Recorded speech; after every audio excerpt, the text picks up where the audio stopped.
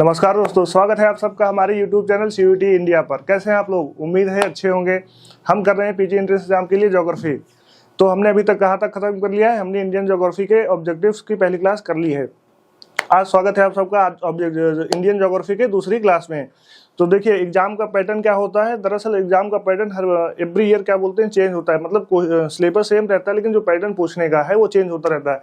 जैसा कि मैंने आपको पिछली क्लासेस में क्या बताया था, हमने बताया था कि जियोमॉर्फोलॉजी से क्वेश्चन कहाँ से पूछे थे 2022, यानी जो फर्स्ट CUET एंट्रेंस हुआ था पीजी का 2022 में, उसमें उन्होंने जियोमॉर्फोलॉजी के ज्यादा क्वेश्चन पूछे थे, वो फैक्चुअल क्वेश्चन पूछे थे।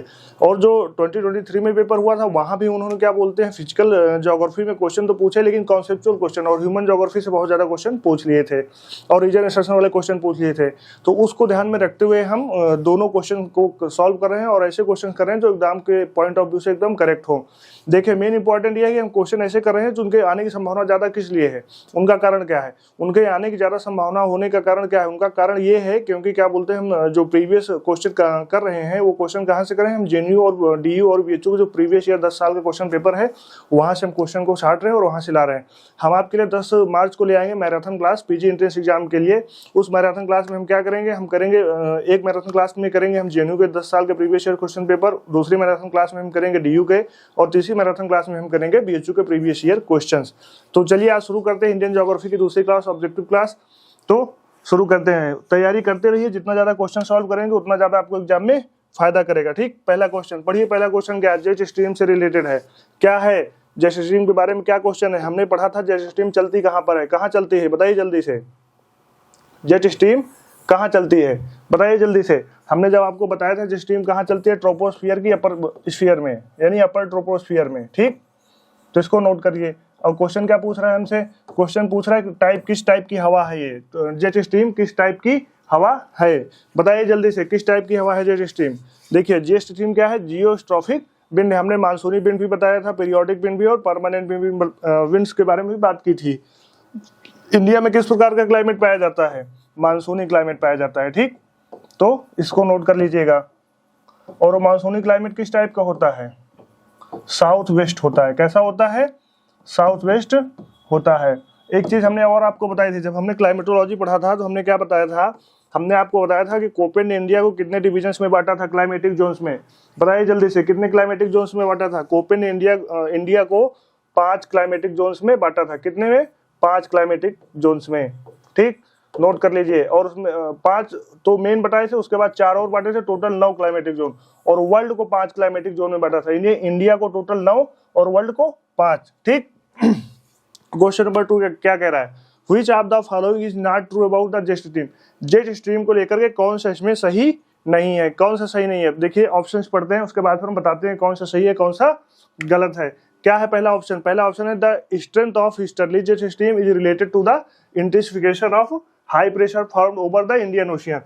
Western disturbance flow towards India under the influence of the easterly jet stream. Westerly jet stream is bifurcated into 2 types of Himalayas and Tibetan plateau. All of above are the true. बताइए जल्दी से कौन सा option correct है इसमें से? इसमें से सभी ऑप्शन करेक्ट हैं। ठीक, नोट कर लीजिएगा। जेट स्ट्रीम के बारे में जो इतने ऑप्शन दिए हुए हैं सारे के सारे सही हैं। पहला ऑप्शन क्या कहता है? पूर्वी जेट स्ट्रीम की ताकत महासागर पर बने उच्च दबाव की तीव्रता से संबंधित है। यानी कि जो ईस्टर्ली जेट स्ट्रीम होती है उसका मेन सोर्स क्या होता है फोर्स का, उसकी स्पीड की मेन सोर्स कहाँ होता है? वो सोर्स होता है हाई प्रेशर बेल्ट से। कहाँ से होता है? इंडियन ओशन के हाई प्रेशर बेल्ट से। उसके बाद बी ऑप्शन क्या कह रहा है? पूर्वी जेट स्ट्रीम के प्रभाव से पश्चिमी विक्षोभ भारत की ओर प्रवाहित होते हैं। यानी कि जो इंडिया में क्या बोलते हैं, जो ठंडी में बरसात होती है वो किस कारण से होती है? जैसा कि आप लोग जानते हैं, इंडिया में जो बरसात होती है किस कारण से होती है? वो होती है क्या बोलते हैं, वेस्टर्न डिस्टर्बेंस के कारण। किस कारण से? वेस्टर्न डिस्टर्बेंस के कारण से। और वो वेस्टर्न डिस्टर्बेंस किस कारण से होता है? जेट स्ट्रीम के प्रभाव से। किसके? ईस्टर्ली जेट स्ट्रीम के प्रभाव से। ठीक, तीसरा ऑप्शन क्या कह रहे हैं हमारा? पश्चिमी जेट स्ट्रीम हिमालय और तिब्बती पठार के 2 भागों में विभाजित करते हैं। यानी कि जो वेस्टर्ली जेट स्ट्रीम है वो क्या करती है? हिमालय को और तिब्बत को 2 भागों में डिवाइड करती है। ठीक, नोट कर लीजिएगा। क्वेश्चन नंबर तीसरा हमारा क्या है? क्वेश्चन नंबर तीसरा है हमारा, कंसीडर करना है एल नीनो के बारे में स्टेटमेंट दिए हुए हैं। पढ़िए जरा स्टेटमेंट क्या कह रहा है। एल नीनो की घटना से भूमध्य रेखीय पूर्वी प्रशांत महासागर के ऊपर समुद्री सतह का तापमान बढ़ जाता है। क्या ऐसा सही है? बिल्कुल सही है। जब हमने जो एल नीनो के बारे में पढ़ा था क्लाइमेटोलॉजी में, तो हमने बताया था एल नीनो और ला नीनो। एल नीनो को स्पेनिश में क्या कहते हैं, जल्दी से बताइए। दूसरा स्टेटमेंट क्या है, अल नीनो की घटनाओं के कारण जेट स्ट्रीम अनियमित पैटर्न प्राप्त करती है और उष्णकटिबंधीय प्रशांत महासागर के तटीय क्षेत्रों में मौसम संबंधी विसंगतियां पैदा करती है। हमने ये देखा था जब एल नीनो बढ़ जाती है तो क्या प्रभाव पड़ता है इंडियन मानसून पर। इंडियन मानसून कम हो जाता है, बरसात कम होती है। जैसे कि इस बार हमने देखा पहाड़ी एरिया बर्फबारी कब हुई थी, फिफ्थ की फर्स्ट वीक में, जबकि होनी कब चाहिए थे, जनवरी में। तो इससे हमने ये देखा तो क्या हुई, मौसम संबंधी विसंगतियां पैदा हो गई। तो दोनों ऑप्शन करेक्ट हैं। ठीक, तो जेट स्ट्रीम के कारण, अल नीनो के कारण जेट स्ट्रीम पर भी प्रभाव पड़ता है। तो कौन सा ऑप्शन सही होगा, 3 का सी, नोट कर लीजिएगा।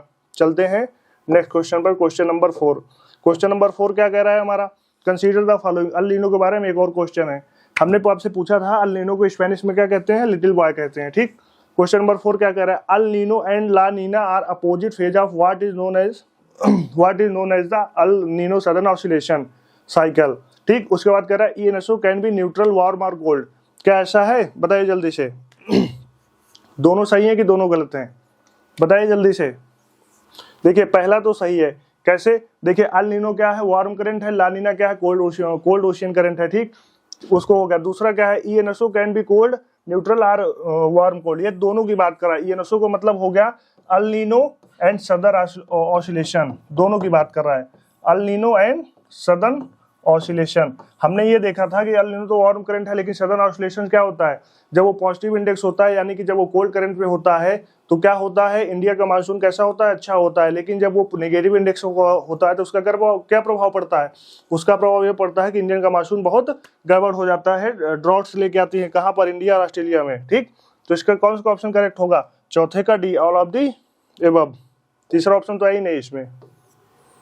Question number 5, question number 5 assertion origin का पढ़िए। क्वेश्चन क्या कह रहा है, क्वेश्चन नंबर 5।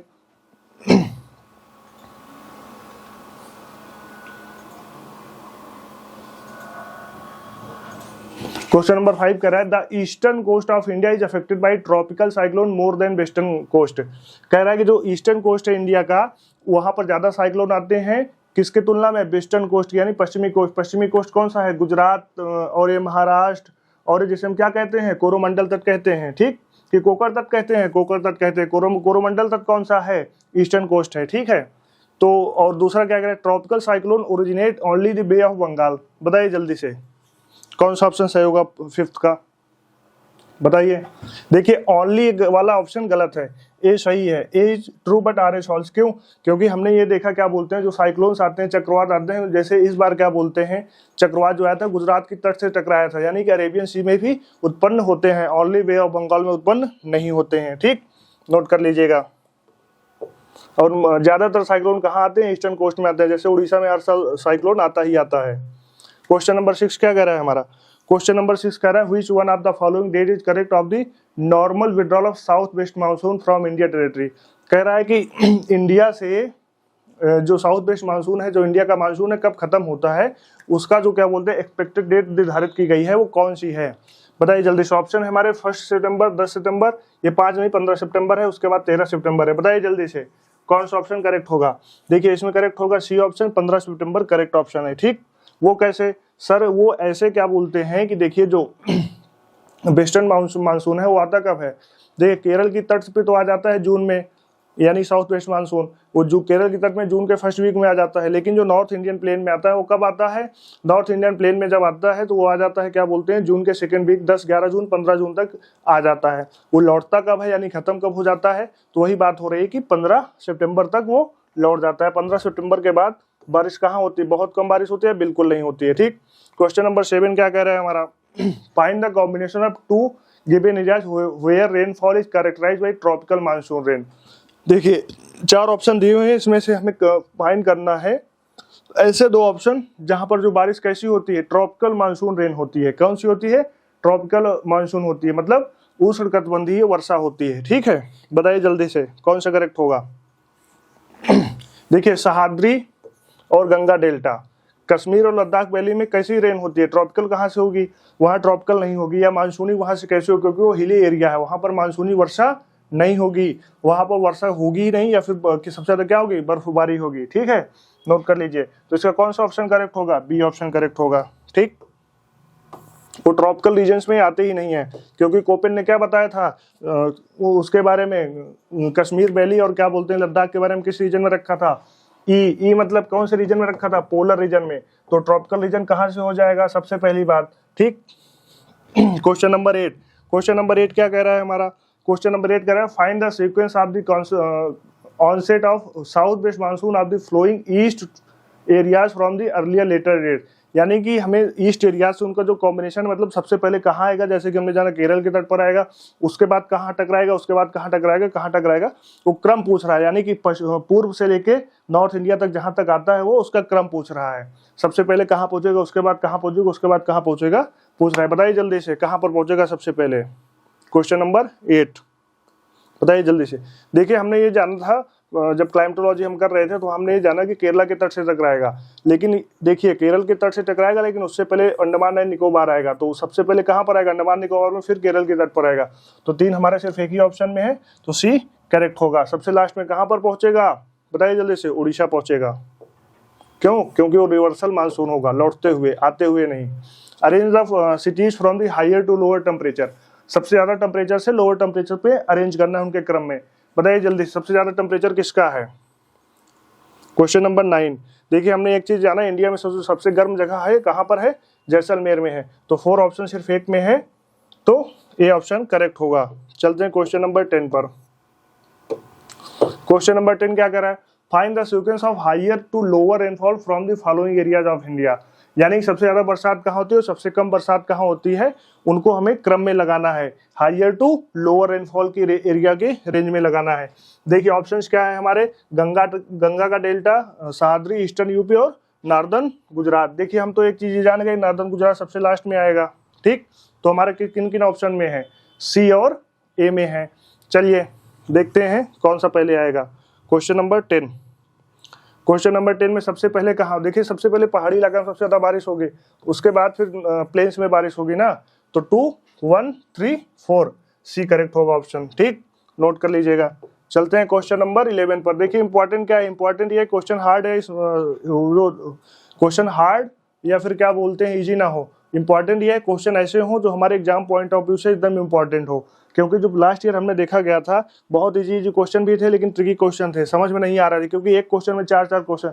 जैसे आपने पीछे के 2 क्वेश्चन देखे, वहां पर क्या था, पीछे के 2 क्वेश्चन में ये था कि एक क्वेश्चन में 3-4 क्वेश्चन पूछ लिया, मतलब क्रम लगा के पूछ लिया। ये नहीं पूछा कि सबसे ज्यादा बरसात कहाँ होगी इन ऑप्शन में, उन्होंने बोला कि क्रम लगा दीजिए। तो एक क्वेश्चन में 2-3 क्वेश्चन करके पूछा। लेकिन एक चीज और ध्यान में रखिएगा, जो आपके 2-3 क्वेश्चन एक क्वेश्चन में क्वेश्चन पूछे जाएंगे, उसमें क्या रहेगा, उसमें ये रहेगा 1-2 ऐसे रहेंगे जिससे आप पकड़ सकते हैं पूरा क्रम।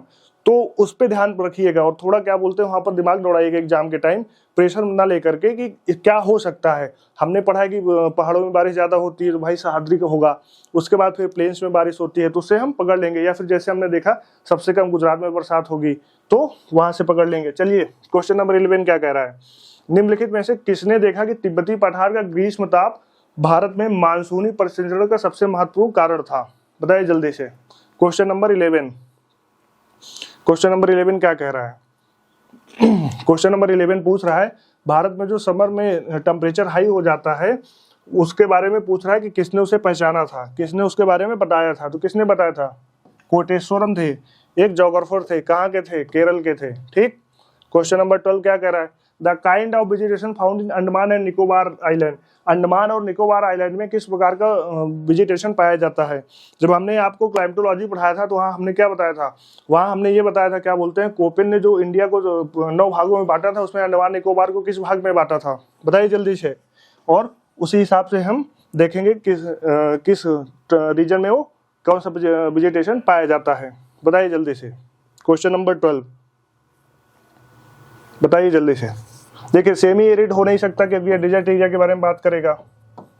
ठीक, सेमी टेम्परेट एवरग्रीन फॉरेस्ट ये भी नहीं बात होगा। सेमी टेम्परेट एवरग्रीन फॉरेस्ट कहाँ पर पाए जाएंगे, ये नॉर्थ ईस्ट इंडिया में पाए जाएंगे। उसके बाद ट्रॉपिकल रेन फॉरेस्ट ये भी नहीं होगा, क्योंकि ये कहाँ पाए जाएंगे, ये मध्य प्रदेश, उसके बाद फिर क्या बोलते हैं आंध्रा, छत्तीसगढ़, इस तरह के महाराष्ट्र के एरिया में, वेस्टर्न घाट जिसे कह लीजिए हम। उसके बाद बचा क्या, पेनिनसुलर माउंटेन फॉरेस्ट, यानी कि कहाँ पर मिलेगा, केवल अंडमान निकोबार में किस प्रकार के फॉरेस्ट पाए जाएंगे? पेनिनसुलर माउंटेन फॉरेस्ट पाए जाएंगे। ठीक, नोट कर लीजिए। चलते हैं क्वेश्चन नंबर 13 पर। क्वेश्चन नंबर 13 क्या कह रहा है हमारा, पढ़िए जरा। क्वेश्चन नंबर 13 कह रहा है चीड़, देवदार और सिलरफिर किस प्रकार की वनस्पति हैं, किस प्रकार के वेजिटेशन किस रीजन में पाए जाएंगे।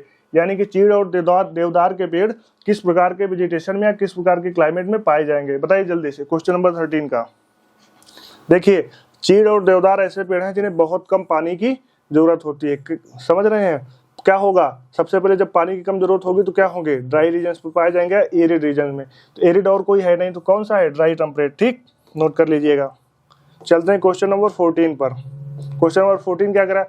The Shillong प्लेटू has which type of vegetation, यानी जो शिलोंग का प्लेटू है उसमें किस प्रकार का वेजिटेशन पाया जाता है, बताइए जल्दी से। शिलोंग के प्लेटू में अभी हमने अंडमान का देखा, अब देख रहे हैं हम शिलोंग का प्लेटू। सबसे पहले ये जानिए कि शिलोंग का प्लेटू बिलोंग कहाँ से करता है। शिलोंग का प्लेटू या मेघालय का प्लेटू कहाँ से बिलोंग करता है? शिलोंग का प्लेटू और मेघालय का प्लेटू दक्कन के पठार का ही एक भाग है, या पेनिनसुलर इंडिया का एक भाग है। बताइए जल्दी से क्वेश्चन नंबर 14। क्वेश्चन नंबर 14 का कौन सा ऑप्शन करेक्ट होगा? जैसा कि मैंने बताया, जब महाराष्ट्र वेस्टर्न घाट में ट्रॉपिकल फॉरेस्ट पाए जाएंगे तो ट्रॉपिकल एवरग्रीन, और ये भी हमने बताया था लास्ट क्वेश्चन में, क्या हमने ये बताया था ना, नॉर्थ ईस्ट इंडिया में कैसे पेड़ पाए जाएंगे या फॉरेस्ट पाए जाएंगे? एवरग्रीन पाए जाएंगे। ठीक, क्वेश्चन नंबर 15 क्या कह रहा है? Sal and teak are the commonly found in, साल और टीक के पेड़ भारत में किस क्षेत्र में या किस प्रकार के भारत के क्लाइमेट में पाए जाएंगे? ठीक, बताइए जल्दी से। Question number 15। क्वेश्चन नंबर 15 क्या कह रहा है? पढ़िए, और ऑप्शंस क्या है इसके? मैंग्रोव फॉरेस्ट में पाए जाएंगे साल और टीक, इक्वेटोरियल, सवाना या फिर मानसून फॉरेस्ट में पाए जाएंगे। किस में पाए जाएंगे? देखिए, पाए जाएंगे वो मानसून फॉरेस्ट में। ठीक, नोट कर लीजिए इसको। क्वेश्चन नंबर 15 का डी। क्वेश्चन नंबर 16 क्या कह रहा है हमारा? क्वेश्चन नंबर 16 कह रहा है the Vindhyas, the Nilgiri and the western Ghats form which kind of forest, यानी विंध्या और नीलगिरी और वेस्टर्न घाट में किस प्रकार के फॉरेस्ट पाए जाते हैं। ठीक, बताइए जल्दी से। क्वेश्चन नंबर 16 का कौन सा ऑप्शन करेक्ट होगा? देखिए, अभी हमने बताया था ना, क्या अंडमान किस रीजन का है, या फिर अभी हमने देखा ट्रॉपिकल फॉरेस्ट तो पाए जाएंगे, लेकिन ट्रॉपिकल ऑप्शन में है क्या? नहीं है। ऑप्शन में क्या क्या है? स्वयं फॉरेस्ट, माउंटेन फॉरेस्ट, पेनिनसुलर या मॉइस्ट डिसिडुअस फॉरेस्ट, बताइए जल्दी से। ये नहीं होगा। ठीक, ये भी नहीं होगा। ऑप्शन कौन सा करेक्ट होगा? हमारा ऑप्शन सी करेक्ट होगा। ठीक, पेनिनसुलर माउंटेन पाए जाएंगे, माउंटेन टाइप का फॉरेस्ट पाया जाएगा। ये और कहाँ पाया जा रहा है? ये पाया जा रहा है अंडमान एंड निकोबार में। क्वेश्चन नंबर 17 क्या कह रहा है? Which tree belong to the tropical deciduous forest, कौन सा पेड़ क्या बोलते हैं ट्रॉपिकल डिसिडुअस फॉरेस्ट में पाया जाएगा, बताइए जल्दी से। क्वेश्चन नंबर 17 का कौन सा ऑप्शन करेक्ट होगा? क्वेश्चन नंबर ऑप्शन क्या क्या है? पाइन, अकेशिया, तेंदू, अराका, बताइए जल्दी से। तेंदू करेक्ट होगा। पाइन कहाँ पर पाया जाएगा? पाइन का पेड़ कहाँ पर पाया जाएगा? ट्रॉपिकल फॉरेस्ट में पाया जाएगा, डिसिडुअस फॉरेस्ट में नहीं पाया जाएगा। The red and yellow soils are found in, लाल और पीली मिट्टी कहाँ पर पाई जाती है? भारत के किस क्षेत्र में पाई जाती है? असम में, वेस्टर्न घाट्स, केरला, उसके बाद फिर ऑप्शन है eastern part of India, peninsular, यानी इंडिया का जो पेनिनसुलर है, पेनिनसुलर पार्ट है, बीच का दक्कन का पार्ट है, उसके पश्चिमी भाग में पाई जाएगी। बताइए ऑप्शन कौन सा करेक्ट होगा? Question number 18। क्वेश्चन नंबर 18 क्या कह रहा है हमारा कि रेड और येलो सॉइल। देखिए, रेड का खासियत क्या होता है? इसमें आयरन के ऑक्साइड पाए जाते हैं। ठीक, इस कारण इसका कैसा होती है? रेड होती है।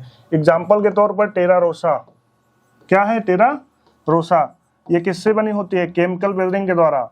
और कहाँ पर बनी होती है? किस रीजन की लाइन फॉर्म होती है? कास्ट रीजन की। थोड़ा जियोमॉर्फोलॉजी भी रिवाइज करिए साथ में। ठीक, कास्ट रीजन की ये लैंडस्केप है।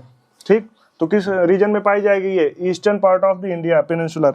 देखिए, लाल और काली मिट्टी ज्यादातर कहाँ पाई जाएगी? दक्कन के पठार के पास। हमने ये जाना था, हम ये जानते होंगे, क्या बोलते हैं, काली मिट्टी किस चीज के लिए उपयुक्त होते हैं, लाभदायी होती है? किसकी खेती के लिए? जूट और कपास की खेती के लिए। ठीक, नोट कर लीजिए। चलते हैं क्वेश्चन नंबर 19 पर। क्वेश्चन नंबर 19 क्या कह रहा है हमारा? मृदा निर्माण की प्रक्रिया निम्नलिखित में किस कारक पर निर्भर करती है? यानी कि मिट्टी बनने की जो प्रक्रिया होती है, किसमें कौन से फैक्टर हैं जो उनको इन्फ्लुएंस करते हैं मिट्टी को बनने के लिए? सबसे पहला पेरेंट रॉक, न्यूट्रियल वेजिटेशन या क्लाइमेट, बताइए जल्दी से। देखिए, पहला तो पेरेंट रॉक से ही तो बनेगा, जब उनका क्या होगा? इरोजन होगा या डिपोजिशन होगा।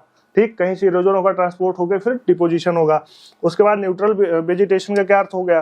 देखिए न्यूट्रल वेजिटेशन का अर्थ ये हो गया, वहां पर किसी भी प्रकार का क्या बोलते हैं, जो नेचुरल वेजिटेशन है वहां भी किसी भी प्रकार का क्या बोलते हैं, बहुत ज्यादा वेजिटेशन ना हो करके किसी भी प्रकार की खेती ना की जा रही हो, नॉर्मल वेजिटेशन हो वहां पर, ठीक, या किसी प्रकार का फॉरेस्ट न लगाया गया हो किसके, ह्यूमंस के द्वारा, वो जो हो खुद हो, नेचुरल से हो। और क्लाइमेट का बहुत ज्यादा इंपॉर्टेंस है, तो all of the above correct होंगे। यानी कि मिट्टी के बनने के लिए कौन कौन से फैक्टर रिस्पॉन्सिबल है? पेरेंट रॉक, नेचुरल वेजिटेशन और climate, all of these important है, ठीक, मृदा निर्माण के लिए। क्वेश्चन नंबर 20 क्या कह रहा है? ग्रेसिलेरिया इडुलिया इज द, क्या है ये, बताइए जल्दी से। ग्रेसिलेरिया इडुलिया क्या है ये? इज आ, बताइए जल्दी से। ऑप्शन है वाटर रिजर्वायर, सी प्लांट, कोरल रीफ या डेजर्ट स्पीसीज, बताइए जल्दी से। क्वेश्चन नंबर 20 सी प्लांट है। पाया कहाँ जाता है? Western coast of the India. Western coast का क्या मतलब हो गया? कोंकण तट पर। कहां पर? कोंकण कोस्ट पर, ठीक, नोट कर लीजिए। चलते हैं क्वेश्चन नंबर 21 पर। क्वेश्चन नंबर 21 क्या कह रहा है हमारा? क्वेश्चन नंबर 21 कह रहा है the national environment policy which had a vision for long term development of coastal areas came in. यानी कि भारत में जो कोस्टल एरिया के डेवलपमेंट के लिए एक स्कीम आई थी कि एक लंबे समय तक वहां पर इन्वेस्ट करेंगे और वहां की क्या बोलते हैं, नेचुरल वेजिटेशन को क्या करेंगे, इन्फ्लुएंस करेंगे। वो स्कीम किस सन में आई थी, उसकी डेट पूछ रहा है, ठीक, बताइए जल्दी से। ऑप्शन है 2, 5, 6, 9। 2005 में वो स्कीम आई थी, ठीक। 2005 में एक और इंपॉर्टेंट स्कीम आई थी, क्या, बताइए जल्दी से। Question number 22 world's largest mangrove ecosystem is found इन।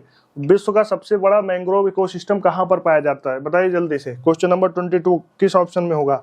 देखिए हम ये एक जानते हैं, क्या जानते हैं हम, जो ब्रह्मपुत्र और क्या बोलते हैं गंगा नदी से डेल्टा बनता है, सुंदरबन डेल्टा, विश्व का सबसे बड़ा मैंग्रोव वन है।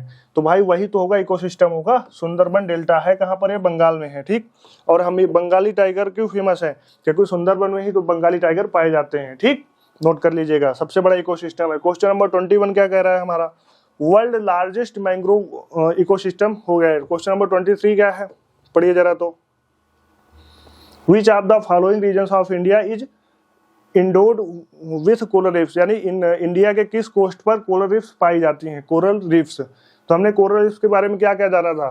गोल्ड टेम्परेचर नहीं होना चाहिए, टेम्परेचर फिक्स होना चाहिए, यानी कि 20 डिग्री सेल्सियस कम से कम, अगर 30 भी हो जाएगा तब भी कोरल रिफ्स मर जाएंगी, ठीक है। उसके बाद फिर दूसरा चीज ये जाना कि फ्रेश वाटर नहीं होना चाहिए। ये सब फैक्टर्स हैं जो कोरल रीफ्स के डेवलपमेंट के लिए इन्फ्लुएंस करते हैं। और हमने क्या जाना था? कोरल रीफ्स क्या है? एक प्रकार के एनिमल है। क्या है? एनिमल है। और वो पैदा कैसे होते हैं? जब फिश मर जाती है या किसी का क्या बोलते हैं कैल्शियम कार्बोनेट का वहां पर कोई रॉक हो, तो वहां पर सब इनका डेवलपमेंट होता है। और विश्व की सबसे बड़ी क्या बोलते हैं बैरियर रीफ कहाँ पर है? बताइए जल्दी से। ऑस्ट्रेलिया के किस कोस्ट पर है? वेस्टर्न कोस्ट पर। और कहाँ पर? क्वींसलैंड के तट पर। बताइए जल्दी से। क्वेश्चन नंबर 23 में भारत के किस तट पर कोरल रीफ्स पाई जाएंगी? ऑप्शन हमारा Lakshadweep, gulf of Mannar, Andaman and Nicobar या ऑल ऑफ द अबव, या तीनों जगह पाई जाएंगी, बताइए। क्वेश्चन नंबर 23 देखिए, लक्षद्वीप आइलैंड यानी वेस्टर्न कोस्ट में, अरेबियन सी में क्या पाई जाती है? इंडिया के इंडियन ओशियन में, या अरेबियन सी कह लीजिए, क्या पाई जाती हैं? वहां पर पाई जाती हैं कोरल रीफ्स, नोट कर लीजिए, ठीक। चलते हैं क्वेश्चन नंबर 24 पर। क्वेश्चन नंबर 24 क्या कह रहा है हमारा? The Rajasthan canal is on the river. Rajasthan canal project है, वो किस नदी पर है? बताइए जल्दी से। इंपॉर्टेंट क्वेश्चन है राजस्थान कैनाल प्रोजेक्ट। इसके बाद पंजाब में भी कैनाल प्रोजेक्ट आएगा, ठीक। ऑप्शन कौन से हमारे? ऑप्शन है हमारा सतलज, इंदिरा, ब्यास और सतलज। उसके बाद फिर तुंगभद्रा, सतलज अकेले नहीं है, ठीक। बताइए जल्दी से कौन सा ऑप्शन करेक्ट होगा 24 का? ब्यास और सतलज नदी पर है। राजस्थान कैनाल सिस्टम किस नदी पर है? ब्यास और सतलज नदी सिस्टम पर है, ठीक, नोट कर लीजिएगा। चलते हैं क्वेश्चन नंबर 25 पर। क्वेश्चन नंबर 25 क्या कह रहा है हमारा? Which of the following institution have the primary responsibility in abating water pollution in country? ठीक, तो भारत में जो जल प्रदूषण हो रहा है उसको कंट्रोल करने के लिए कौन सा इंस्टीट्यूशन है प्राथमिक जो उसके लिए क्या कर रहा है, काम कर रहा है? बताइए जल्दी से। जल प्रदूषण को रोकथाम के लिए कौन सा काम कर रहा है?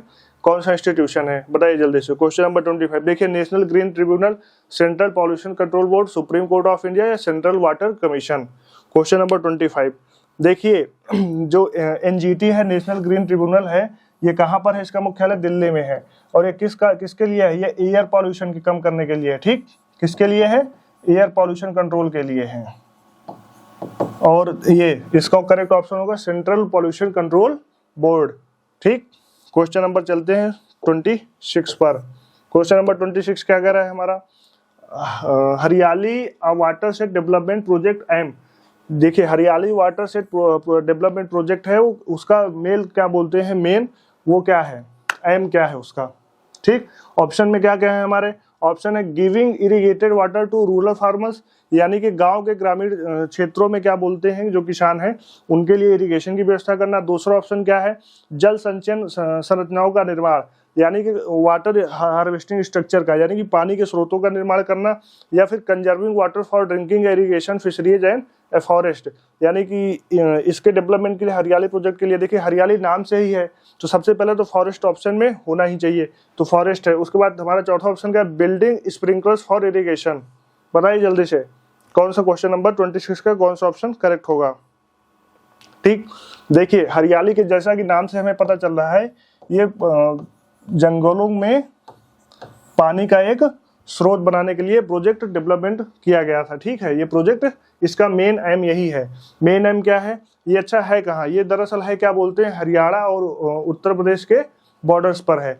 तो यहाँ इसका मेन एम क्या है, यहाँ पर जो उनके जंगल है, जहाँ पर कोई नेचुरल पानी का सोर्स नहीं है, कोई रिवर नहीं है, या फिर कोई वहाँ पर पॉन्ड उस तरह का सिस्टम कोई नहीं है, तो उसको वहाँ पर उसके पानी की पूर्ति के लिए, वहाँ के इकोसिस्टम को बनाए रखने के लिए वहाँ पर ये प्रोजेक्ट लॉन्च किया गया था। ठीक, नोट कर लीजिए। इसका कौन सा ऑप्शन करेक्ट होगा, सी करेक्ट होगा, 26 का सी। क्वेश्चन नंबर 27 क्या कह रहा है, the development of heavy industries in the north eastern plateau belt is due to the cold deposit of, किसके कोल्ड डिपॉजिट के कारण है, बताइए जल्दी से। क्वेश्चन नंबर 27 कह रहा है, जो हैवी इंडस्ट्रीज हैं कहाँ पर, झारखंड में, यानी नॉर्थ ईस्टर्न पार्ट में। ठीक, उत्तर पूर्व में, झारखंड में, उड़ीसा में जो हैवी इंडस्ट्रीज हैं, वहां पर जो कोल डिपॉजिट्स हैं, किसके कोल डिपॉजिट के कारण उनका डेवलपमेंट उसी एरिया में हुआ। देखिए, जब हम पढ़ेंगे क्या बोलते हैं ह्यूमन ज्योग्राफी में, इकोनॉमिक ज्योग्राफी, तो वहां हमें ये देखेंगे बेवर की एक थ्योरी थी। क्या देखेंगे, बेवर की थ्योरी देखेंगे। क्या देखेंगे वहां पर, लीस्ट कॉस्ट थ्योरी। क्या देखेंगे, लीस्ट कॉस्ट थ्योरी।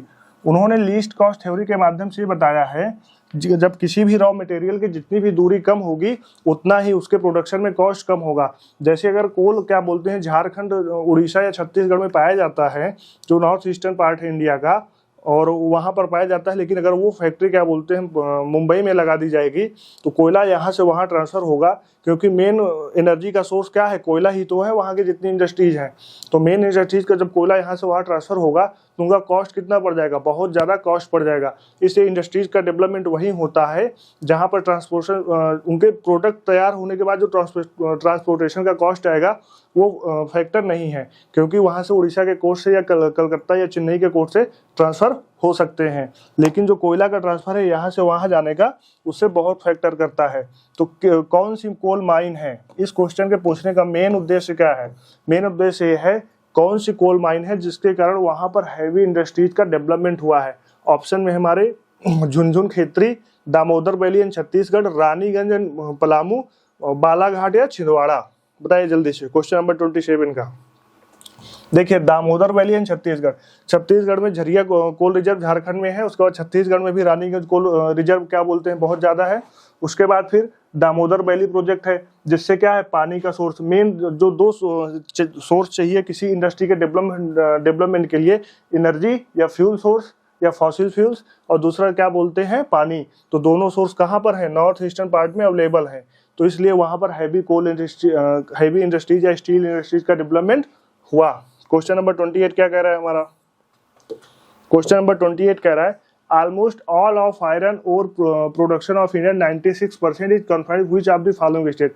यानी कि इंडिया, भारत के किस क्षेत्र में कुल आयरन उत्पादन का 96% होता है किस राज्यों से? तो ऑप्शन में कौन कौन से राज्य है हमारे? उड़ीसा, कर्नाटक, छत्तीसगढ़, गोवा एंड झारखंड। पहला ऑप्शन नहीं होगा क्योंकि गोवा है यहाँ पर, ठीक। दूसरा ऑप्शन क्या है? उड़ीसा, कर्नाटक, बिहार, झारखंड एंड छत्तीसगढ़। क्या दूसरा ऑप्शन करेक्ट होगा? बताइए जल्दी से। तीसरा ऑप्शन क्या है हमारा? तीसरा ऑप्शन है हमारा उड़ीसा, कर्नाटक, बिहार, झारखंड एंड छत्तीसगढ़। चौथा ऑप्शन है उड़ीसा, कर्नाटक, छत्तीसगढ़, आंध्र प्रदेश एंड तमिलनाडु। चौथा ऑप्शन है उड़ीसा, कर्नाटक, वेस्ट बंगाल, उत्तर प्रदेश एंड छत्तीसगढ़। ठीक, बताइए जल्दी से कौन सा ऑप्शन हमारा करेक्ट होगा? इसमें कौन सा ऑप्शन करेक्ट होगा? इसमें हमारा ऑप्शन करेक्ट होगा बी। ठीक, नोट कर लीजिएगा। भारत का 96% आयरन ओर इन 4 राज्यों कितने? 1 2 3 4 5, इन 5 राज्यों से 96%, यानी हमारे कुल उत्पादन का 96% लगभग कहाँ से उत्पादन होता है? उड़ीसा, कर्नाटक, बिहार, झारखंड और छत्तीसगढ़ से। नोट कर लीजिए। चलते हैं क्वेश्चन नंबर 29 पर। क्वेश्चन नंबर 29 क्या कह रहा है? Sukinda valley in Cuttack is famous for which mineral? जो केरल में सुकिंदा वैली है कटक में, वो किस चीज के लिए फेमस है? बताइए जल्दी से। वहां पर आयरन ओर पाए जाते हैं, बॉक्साइट पाया जाता है, कॉपर पाया जाता है या फिर मैग्नीज पाया जाता है? बताइए क्वेश्चन नंबर 29 में क्या सही है? देखिए क्वेश्चन नंबर 29 का डी ऑप्शन करेक्ट होगा। कहाँ पर? सुकिंदा में सबसे ज्यादा क्या पाया जाता है? सुकिंदा में सबसे ज्यादा मैग्नीज पाया जाता है, सुकिंदा वैली में, जो कहाँ पर है? कटक में। कटक कहाँ पर है? बताइए जल्दी से। Question number 30, about 63% of Indian petroleum production is from. Bharat का 63% ऑफ इंडिया का, यानी भारत का जो कुल पेट्रोलियम उत्पादन है उसमें से 63% किस राज्य की हिस्सेदारी है या किस जगह की हिस्सेदारी है? बताइए जल्दी से। ऑप्शन है हमारे असम, गुजरात, मुंबई और उसके बाद नन ऑफ दीज। देखिए उसमें सबसे ज्यादा उत्पादन है मुंबई का। ठीक, भारत का 63% पेट्रोलियम उत्पादन कहाँ से होता है? मुंबई से होता है। ठीक, नोट कर लीजिए। चलते हैं क्वेश्चन नंबर 31 पर। क्वेश्चन नंबर 31 हमारा क्या कह रहा है?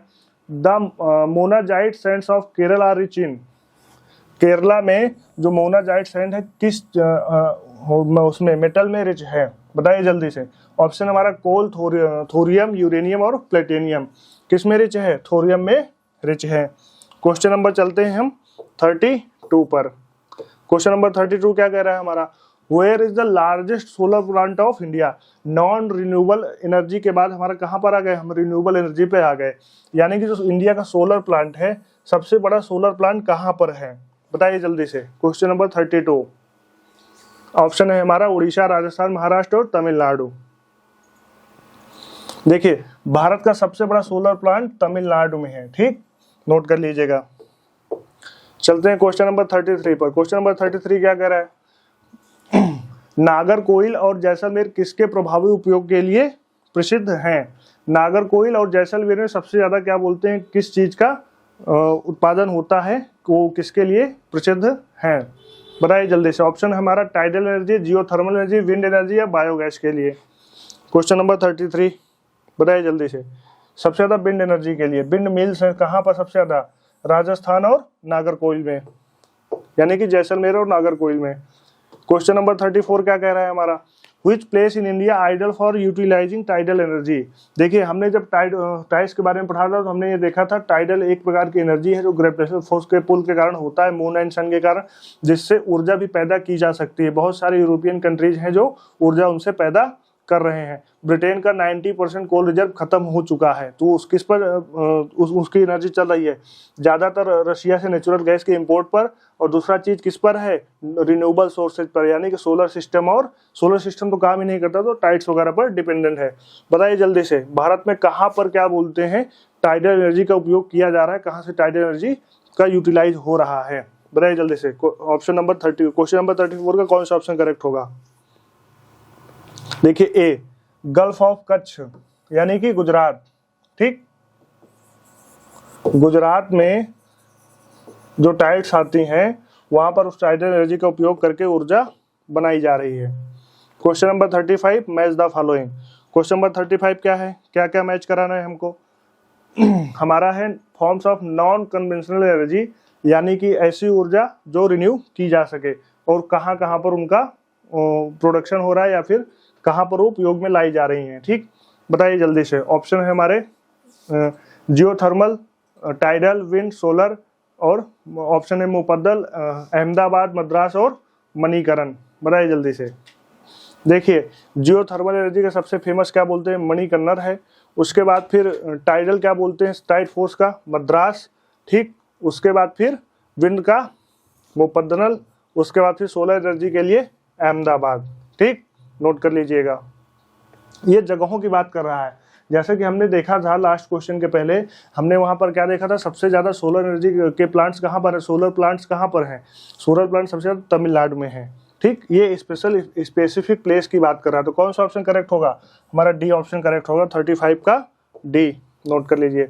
चलते हैं क्वेश्चन नंबर 36 पर। क्वेश्चन नंबर 36 क्या कर रहा है हमारा, क्वेश्चन नंबर 36 कह रहा है पिछले 5 दशकों के दौरान अंतर्देशीय मत्स्य पालन का पूर्ण दोहन करने में भारत की विफलता के निम्नलिखित में से कौन से कारक जिम्मेदार हैं। यानी कि जो फिशरीज इंडस्ट्री है हमारी, उसके फेल होने का कौन सा कारण जिम्मेदार है। ऑप्शन क्या क्या है, अंतर्देशीय जल निकाय में गाद जमा होना और प्रदूषण होना, यानी कि अंतर्देशीय यानी कि हमारे यहाँ जो फिशरीज हैं, इंटरनल कैनल्स हैं, पॉन्ड्स हैं, रिवर्स हैं, वहाँ पर क्या बोलते हैं पॉल्यूशन का ज़्यादा होना, क्या ऐसा कारण है, बताइए जल्दी से। Question number 36। देखिए पहला कारण तो करेक्ट है भाई, पॉल्यूशन तो बहुत ज़्यादा है। दिल्ली में यमुना का पानी पीने लायक क्या नॉर्मल जीव के रहने लायक नहीं रह गया है। दूसरा ऑप्शन, नदियों के जल ग्रहण क्षेत्रों में वनों की कटाई। तीसरा ऑप्शन क्या है, विपणन सुविधाओं का अभाव, यानी लैक ऑफ मार्केटिंग फैसिलिटी। तीसरा ऑप्शन गलत है, क्योंकि हम दुनिया की सबसे बड़ी आबादी वाले देश हैं, तो लैक ऑफ मार्केट फैसिलिटी ऐसा कुछ नहीं है। कहीं भी दुकान लगा के अगर फिशरीज हैं सही क्वालिटीज की, तो कहीं भी दुकान लगा के वो बिक सकती हैं, ठीक। तो पहले और दूसरे ऑप्शन करेक्ट हैं। तो कौन सा ऑप्शन करेक्ट होगा, सी ऑप्शन करेक्ट होगा। कुछ चीजें आप सॉल्व कर सकते हैं खुद से, थोड़ा अटेम्प्ट करके, ट्राई करके, थोड़ा उसके बारे में सोच करके। मैच द फॉलोइंग मैच कराना है। मिनरल्स और किस एरिया में कौन से मिनरल्स पाए जाते हैं। ऑप्शंस क्या क्या है, लिग्नाइट, उसके बाद है कहाँ पर पाया जाता है, एवेस्टस। एवेस्टस के बारे में एक जान लीजिए, यही एक मिनरल है जिसमें फाइबर के कंटेंट पाए जाते हैं, ठीक। और किसी भी मिनरल में फाइबर के कंटेंट नहीं पाए जाते हैं। उसके बाद क्या है, टाइटेनियम और क्रोनाइट। बताइए जल्दी से कहाँ कहाँ पर वो पाए जाते हैं, मैच कराना है। Question number 37। क्वेश्चन नंबर 37 क्या कह रहा है हमारा, देखिए लिग्नाइट बीकानेर में पाया जाता है, एवेस्टस छोटा नागपुर के प्लेटू में, टाइटेनियम साउदर्न मालाबार के कोस्ट पर, और रत्नागिरी के रीजन में क्रोनाइट पाया जाता है, ठीक। नोट कर लीजिए। इसका कौन सा ऑप्शन करेक्ट होगा, इसका ए करेक्ट होगा, 37 का ए ऑप्शन करेक्ट होगा। चलते हैं क्वेश्चन नंबर 38 पर। क्वेश्चन नंबर 38 क्या कह रहा है हमारा, मैच द फॉलोइंग कराना है। कौन सी सॉइल कहां पर पाई जाती है, यानी भारत के किस एरिया में किस प्रकार की मिट्टी पाई जाती है। ऑप्शन है ब्लैक, लेटेराइट, एल्यूबल और पीट। पीट क्या है, बताइए जल्दी से। पीट एक सबसे निम्न प्रकार का कोयला है, ठीक। बताइए जल्दी से। और क्वेश्चन नंबर 38 का कौन सा ऑप्शन करेक्ट होगा। देखिए सबसे पहले ब्लैक सॉइल का हमने ये पढ़ाया था। ब्लैक सॉइल में हमने क्या बताया था, ब्लैक सॉइल कहाँ पाई जाएगी, ब्लैक सॉइल पाई जाएगी क्या बोलते हैं, दक्कन के पठार में, यानी साउथ इंडियन रीजन में या पेनिनसुलर रीजन में ज़्यादा पाई जाएगी, तो मालवा रीजन ये करेक्ट है, ठीक। उसके बाद फिर लेटेराइट सॉइल कहाँ पाई जाएगी, बताइए जल्दी से। लेटेराइट सॉइल कहाँ पाई जाएगी, क्वेश्चन नंबर 38। देखिए लेटेराइट सॉइल पाई जाएगी नॉर्थ बिहार में। उसके बाद फिर एल्यूबल सॉइल पाई जाएगी क्या बोलते हैं, गंगा प्लेन्स में। एल्यूबल का मतलब होता है सबसे ज़्यादा क्या बोलते हैं, उपजाऊ जमीन। एल्यूबल सॉइल ज़्यादातर बनती है रिवर के डिपोजिशन सिस्टम से। कैसे बनती है, रिवर के डिपोजिशन सिस्टम से सबसे ज़्यादा एल्यूबल सॉइल बनती है। तो जहाँ जहाँ भी रिवर के डिपोजिशन के प्लेन्स होंगे, जैसे नॉर्दर्न गंगा का प्लेन है तो एल्यूबल सॉइल का प्लेन है। बताइए जल्दी से, इस which of the following pair is not correctly match, इसमें कौन सा पेयर है जो करेक्टली मैच नहीं है। देखिए ब्लैक सॉइल इम्परमेबल रॉक के अंतर्गत आती है, बिल्कुल सही है ये, ठीक, इंपॉर्टेंट है। जैसा कि हमने क्या देखा था, हमने क्ले के बारे में देखा था, वो कैसी है, इम्परमेबल रॉक है। कैसी है, इम्परमेबल रॉक है। इम्परमेबल रॉक होने का मतलब हो गया वो पोरस रॉक हो गई, ठीक। तो ब्लैक सॉइल और क्ले दोनों क्या हो गई, पोरस रॉक हो गई। दूसरा चीज परमिएबल रॉक क्या होती हैं, जिनसे हमने आपको जियोमॉर्फोलॉजी पढ़ाया था, तो वहाँ पर हमने क्या बताया था, परमिएबल रॉक ऐसी रॉक्स हैं जिनसे क्या बोलते हैं, पानी उनके ग्रेन्स के बराबर क्या बोलते हैं, वहाँ पर गैप्स होते हैं जिससे पानी जिसका नीचे चला जाता है, वो मिट्टी या वो पत्थर क्या बोलते हैं, पानी को एब्जॉर्ब नहीं करते हैं। और पोरस रॉक वो होती हैं जो पानी को एब्जॉर्ब कर लेती हैं, ठीक। तो क्वेश्चन नंबर 39 में पहला करेक्ट है। एल्यूबल सॉइल लाइट ग्रे एश ग्रे कलर, ठीक, ये भी सही है। उसका red soil rich in copper नहीं, रिच इन आयरन होता है, आयरन के ऑक्साइड में रिच होती है, ठीक। तो ऑप्शन नंबर इसका सी करेक्टली मैच नहीं है, ठीक। उसके बाद फिर सैलाइन सॉइल स्वैम्पी एरियाज में पाई जाती है, ठीक, सही है। तो कौन सा करेक्ट होगा इसमें से कौन सा गलत मैच है? रेड सॉइल के बारे में गलत मैच है। हमने रेड सॉइल के बारे में क्या बताया था? टेरा रोसा रीजन में, टेरा रोसा एक एग्जाम्पल है किसका? कास्ट रीजन का, और वो रेड सॉइल है। मैच द फॉलोइंग, ये भी मैच कराना है। किस प्रकार का वेजिटेशन किस राज्य में पाया जाता है? देखिए मैंग्रोव वन कहाँ पर पाए जाएंगे, बताइए जल्दी से। देखिए वेस्ट बंगाल में, क्योंकि सबसे बड़ा सुंदरबन डेल्टा क्या बोलते हैं, मैंग्रोव इकोसिस्टम का सबसे बड़ा वर्ल्ड का इकोसिस्टम है। तो ए का कौन सा ऑप्शन होगा? 3 होगा। 3 2 में है, ठीक। 2 ऑप्शन हमारे एलिमिनेट हो गए। बचा गया tropical wet evergreen forest. Tropical wet evergreen forest कहाँ पर पाए जाएंगे, बताइए जल्दी से। देखिए tropical wet evergreen forest Western Ghat में पाए जाएंगे, ठीक। उसके बाद फिर क्या है? ट्रॉपिकल वेट डेसिडुअस फॉरेस्ट कहाँ पर पाए जाएंगे? ट्रॉपिकल वेट डेसिडुअस फॉरेस्ट पाए जाएंगे उड़ीसा में, ठीक। उसके बाद फिर dry savanna and sloppy steppe Gujarat में वन पाए जाएंगे, ठीक। जैसे गिर पर्वत है वहां पर। तो हमने क्या जाना? हमने ये जाना मैंग्रोव वन कहाँ पर पाए जाएंगे? वेस्ट बंगाल में पाए जाएंगे। Tropical wet evergreen forest Western Ghat में पाए जाएंगे। Tropical wet deciduous forest Orissa में पाए जाएंगे। और ड्राई सवाना प्रकार का क्लाइमेट कहाँ पर, वो फॉरेस्ट कहाँ पर पाया जाएगा? गुजरात में पाया जाएगा। चलते हैं क्वेश्चन नंबर 41 पे। क्वेश्चन नंबर 41 क्या कह रहा है? Consider the following statement with reference to the minerals available from the Indian Ocean. यानी इंडियन ओशियन से कौन कौन से मिनरल प्राप्त किए जाते हैं, वो स्टेटमेंट दिया हुआ है, उसमें कौन से सही हमें बताना है। देखिए सबसे पहला क्या है? अरब सागर बंगाल की खाड़ी की तुलना में फास्फेट अधिक समृद्ध है। यानी कि अरब सागर में बंगाल की खाड़ी की तुलना में, यानी बंगाल की खाड़ी में जितना फास्फेट पाया जाता है उससे ज्यादा फास्फेट कहाँ पर पाया जाता है? अरब सागर में। दूसरा स्टेटमेंट क्या है? मैग्नीज केवल बंगाल की खाड़ी के तटों पर पाए जाते हैं, अरब सागर के तटों पर नहीं। यानी जो मैग्नीज पाया जाएगा केवल और केवल कहाँ पर कह रहा है? केवल और केवल बंगाल के तटों पर, अरब सागर के तटों पर नहीं पाया जाएगा। तो इसमें बताइए कौन सा ऑप्शन करेक्ट है, कौन सा गलत है, बताइए जल्दी से। देखिए दूसरा गलत है, वेस्टर्न कोस्ट पर भी पाए जाएंगे मैग्नीज। और Arabian Sea is the richer in phosphate. Arabian Sea जो है यानी कि वेस्टर्न कोस्ट जो है वो फॉस्फेट में रिच है, किसकी तुलना में? बे ऑफ बंगाल की तुलना में। यानी कि फॉस्फेट की मात्रा सबसे ज्यादा कहाँ पर होगी? फॉस्फेट की सबसे ज्यादा मात्रा वेस्टर्न कोस्ट पर होगी। बे ऑफ बंगाल में उतनी फॉस्फेट की मात्रा ईस्टर्न कोस्ट पे नहीं होगी। तो 41 का कौन सा ऑप्शन करेक्ट होगा? ओनली 1 करेक्ट होगा। चलते हैं नेक्स्ट क्वेश्चन पर। Question number 42, match the following, match कराना है मिनरल्स कौन से और कौन सा राज्य लीडिंग प्रोड्यूसर है उसका, ठीक। पढ़िए जरा क्वेश्चन, उसके बाद फिर करते हैं क्वेश्चन को।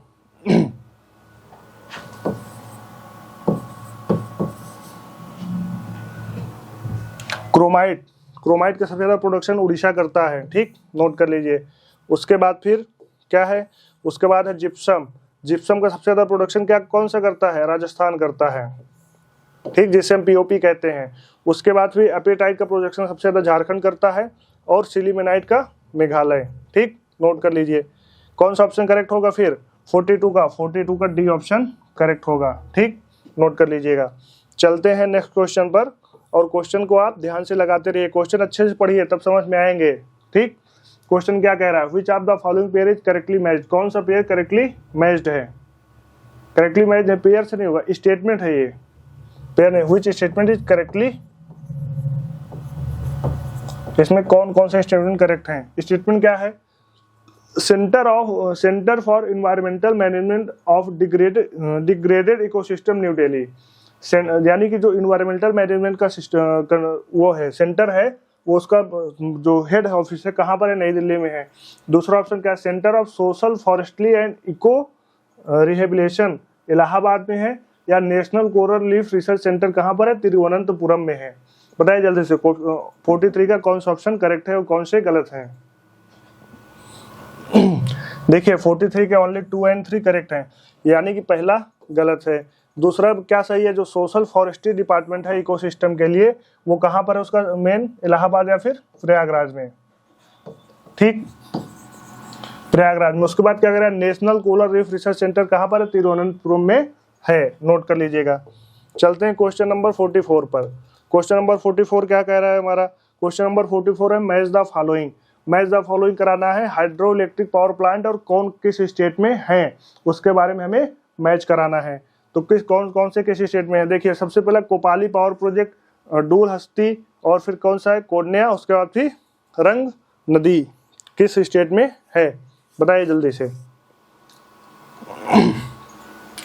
देखिए कोपाली पावर प्रोजेक्ट असम में है, उसके बाद फिर डूलहस्ती जम्मू एंड कश्मीर में है, कोयना महाराष्ट्र में है, और रंग नदी अरुणाचल प्रदेश में है। तो कौन सा ऑप्शन करेक्ट होगा, ए का 3 नहीं, ए का 2, तो ए का 2 सिर्फ किस में है, सी में है, नोट कर लीजिएगा।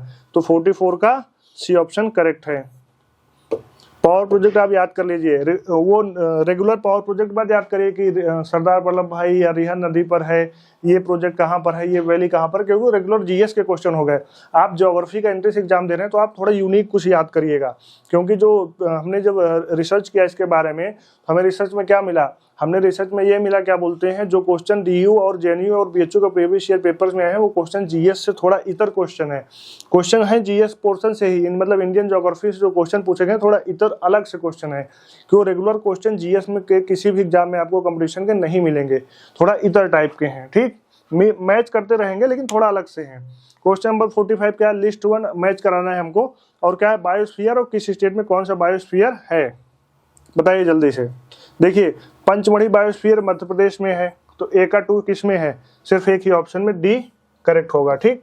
उसके बाद देख लेते हैं 4 सिमलीपाल उड़ीसा में, ठीक। उसके बाद फिर कौन सा कह रहा है, अगस्थ्यमलई, अगस्थ्यमलई कहाँ पर है, केरला में। उसके बाद फिर मानस असम में है, नोट कर लीजिएगा। तो इसका कौन सा करेक्ट होगा 45 का डी। चलते हैं क्वेश्चन नंबर 46 पर। 46 क्या कह रहा है, Guntur district of Andhra Pradesh is known for which one of the following ore deposit, यानी किस मेटल के ओर के लिए फेमस है, क्या गुंटूर डिस्ट्रिक्ट किसका, आंध्र प्रदेश का। तो ऑप्शन हमारा बॉक्साइट, मैग्नेटाइट और एंथ्रेसाइट और म्यूकोटिव, बताइए जल्दी से।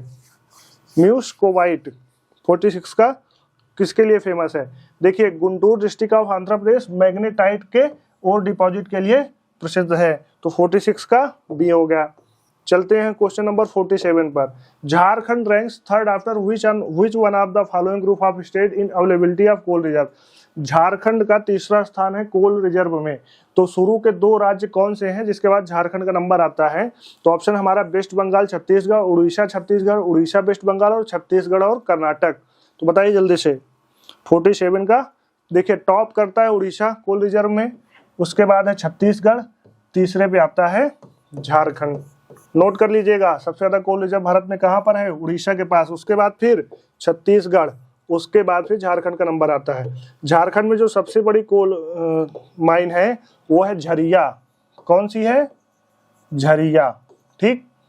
क्वेश्चन नंबर 48 क्या कह रहा है, in which one of the following state India the maximum teak forest found, यानी टीक के पेड़ कहाँ पर सबसे ज्यादा इंडिया में किस एरिया में पाए जाते हैं। ऑप्शन हमारा मध्य प्रदेश, उत्तर प्रदेश, बिहार और कर्नाटक। क्वेश्चन नंबर 48 देखिए मध्य प्रदेश में, यानी कि कौन सा रीजन हो गया, ट्रॉपिकल रीजन हो गया, ठीक। क्वेश्चन नंबर 49 क्या कह रहा है, where are Tapovan and Vishnugad hydro electricity power project located, Tapovan और Vishnugad hydro electricity power project कहाँ पर स्थित है, उत्तर प्रदेश, मध्य प्रदेश, उत्तराखंड और झारखंड, कहाँ पर स्थित है। देखिए तपोवन और विष्णुगढ़ पावर प्रोजेक्ट कहाँ पर है, जैसा कि नाम से ही आपको लग रहा है कहाँ पर है, ये उत्तराखंड में है, ठीक। चलते हैं क्वेश्चन नंबर 50 पर, आज का आखिरी प्रश्न। क्या कह रहा है सर्टेन रीजन का question, in the altitude range between 3400 metre and 4500 metre in the Himalayas alpine forest is found, क्या सही कह रहा है। उसके बाद alpine forest like no human interference, ऐसा कुछ कह रहा है क्या, नहीं ऐसा कुछ नहीं है। तो बताइए जल्दी से। देखिए जो ऑप्शन हमारा 3 से 3.5 किलोमीटर से लेकर 4.5 किलोमीटर की ऊंचाई पर कोई भी मानव बस्ती नहीं होगी हिमालय पर। सबसे पहली बात क्या होगा, वहां पर बहुत ज्यादा बर्फबारी होगी, ग्लेशियर होगी, कब, साल के पूरे साल पर चाहे जितनी गर्मी पड़े लेकिन वहां पर बर्फ जमी रहेगी, क्योंकि वहां का टेम्परेचर हमेशा क्या कैसा रहेगा, नीचे रहेगा, ठीक। तो उसके बाद क्या करें, alpine forest like no human interference. भाई ह्यूमन इंटरफेरेंस कहाँ से होगा, जब टेम्परेचर और इतनी ऊंचाई पर है, हाई एल्टीट्यूड पर है, तो ह्यूमन इंटरफेरेंस कहाँ पर होगा, तो इसीलिए वहां पर क्या है, एल्पाइन फॉरेस्ट पाए जाते हैं। क्वेश्चन नंबर 50 का ये करेक्ट है, करेक्ट एक्सप्लेन भी कर रहा है और करेक्ट है भी। ठीक, चलिए प्रैक्टिस जारी रखिए, मिलते हैं आप सबसे फिर से हम अगली क्लास में। तब तक अपनी प्रैक्टिस जारी रखिए और याद रखिएगा 10 तारीख को हम लेकर आ रहे हैं लाइव क्लासेस, मैराथन क्लास और DU, JNU और BHU के प्रीवियस ईयर क्वेश्चन पेपर के। मिलते हैं फिर आपसे अगली क्लास में, तब तक तैयारी जारी रखिएगा।